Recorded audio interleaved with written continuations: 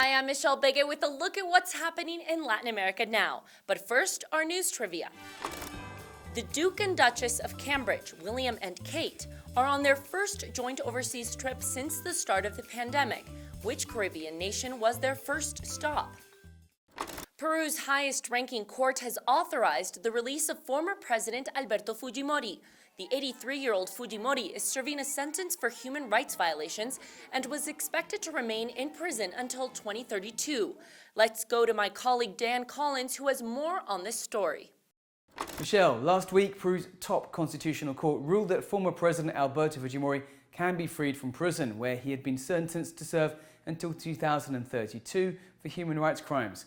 The decision brought protests onto the streets of Lima. Demonstrators called the pardon an insult.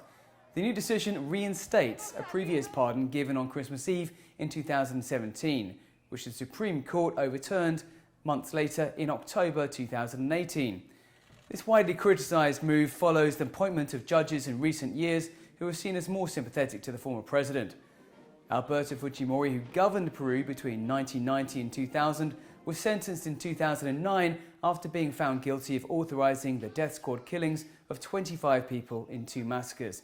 Peruvians remain bitterly divided over Fujimori's legacy. His supporters credit him with laying the foundations of the country's robust economy and defeating the Shining Path movement. Fujimori's allies, including his daughter Keiko, who's run for president 3 times, have long said he struggles with poor health and deserves a humanitarian pardon. It was unclear when Fujimori could leave prison or if new legal challenges could halt the decision. A Colombian drug lord known by his alias Matamba escaped a Colombian prison while awaiting extradition to the United States. Colombia's Inspector General's office said 57 prison officials have been suspended. Meanwhile, President Iván Duque announced the need for prison reforms.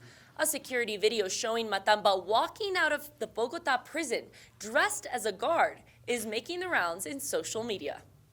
Brazil's Supreme Court banned the messaging app Telegram for 2 days. The order came from a justice who said Telegram had failed to respond to judicial orders to freeze accounts that spread disinformation. In Brazil, Telegram became hugely popular with supporters of President Jair Bolsonaro, especially after social networks Facebook and Twitter implemented strict measures against what they consider fake news. The ban was lifted once Telegram worked quickly to comply with the order. Now let's take a look at what stories we're following for next week. First, Colombia launched its first green hydrogen pilot program. According to the government, the goal of the program is to produce 2 to 3 gigawatts of electrolysis for green hydrogen in the next 10 years.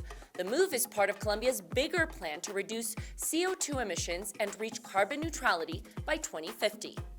And second, soccer fans will finally find out which South American countries will join Brazil and Argentina at the World Cup. The qualifying round will wrap up on March 29th. Ecuador, Peru, Uruguay, Chile, and Colombia still have the chance to get a ticket to Qatar 2022. 2 of them will qualify directly, but the team that ends in 5th place will get a half ticket that will allow them to compete in a playoff against a national team from Asia. And third, there's a new international airport in Mexico City. Operations began this week, but it's already under fire because it's located 43 kilometers from the city center. Mexico's capital is well known for its heavy traffic. Another complaint is that the cost to construct the airport was over $4 billion. We'll continue to follow developments with this story. And now the answer to our news trivia. The answer is C. William and Kate arrived in Belize to start their week-long tour of the Caribbean. They will also visit Jamaica and the Bahamas. Kensington Palace in London says the trip is being made to mark the Queen's Platinum Jubilee this year. Their intention is to thank the communities that have supported the Queen throughout the decades. That's it for this week. We'll see you again soon on Latin America Now.